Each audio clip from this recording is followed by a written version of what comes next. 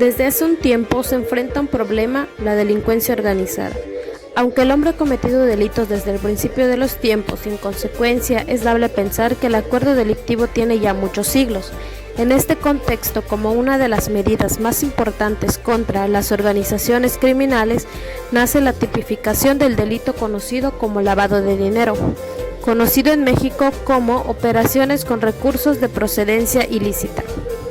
Los marcos normativos son un conjunto de leyes, normas y reglamentos que son aplicables a las funciones o actividades que se planean llevar a cabo, que deben ser identificados para que las actividades se realicen de manera armónica sin incurrir en riesgos de tipo legal. Las leyes que lo regulan son la Ley Federal para la Prevención e Identificación de Operaciones con Recursos de Procedencia Ilícita, el Código Penal Federal, el Reglamento Ley Federal PIORPI y las reglas de carácter general de la Ley Federal PIORPI.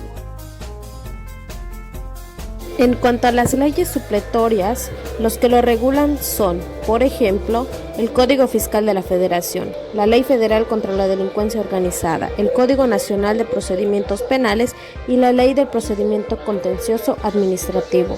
De acuerdo a la ley, una actividad vulnerable se dice que son aquellas actividades económicas que por su naturaleza y características pueden resultar una posibilidad a la entrada de dinero obtenido de fuentes ilícitas, dentro de los cuales se encuentran la compraventa de obras de arte, vehículos nuevos y usados, servicio de blindaje, servicios profesionales, servicios de fe pública, recepción de donativos, comercio exterior aduanal, entre otros. La ley contempla la posibilidad para quienes realizan actividades vulnerables de presentar sus avisos por el conducto de una entidad colegiada, siendo la persona moral conformada por quienes realicen tareas similares relacionadas con actividades vulnerables, la cual tiene por objeto social presentar por mandato de sus integrantes los avisos que establece la ley. Estas personas, conocidas como tal, deben de dar cumplimiento a ciertas obligaciones marcadas en la ley. En cuanto a las obligaciones de quienes realizan actividades vulnerables, se encuentra identificar y conocer a los clientes y usuarios, presentar sus avisos, abstenerse de realizar cualquier acto o operación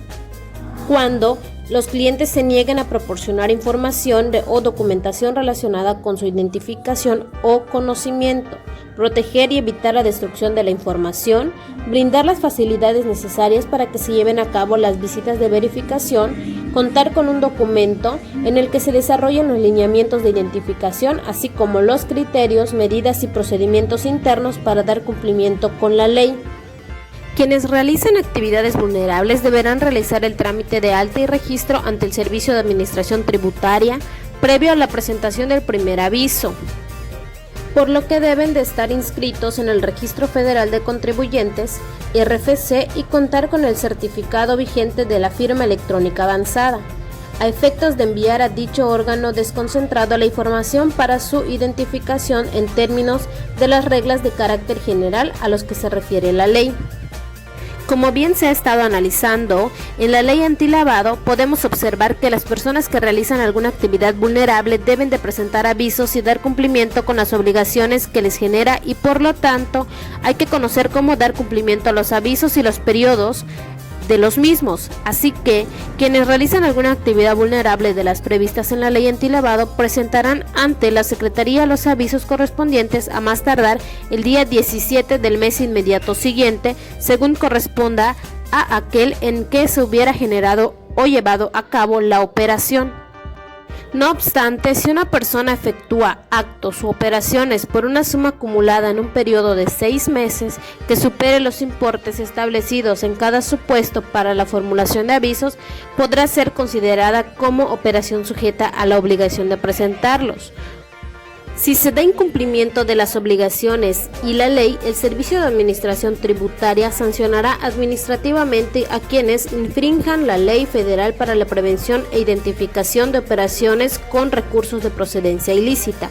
y el reglamento de la ley y las reglas de carácter general. Se aplicará la multa correspondiente a quienes no cumplan con los supuestos establecidos en la ley.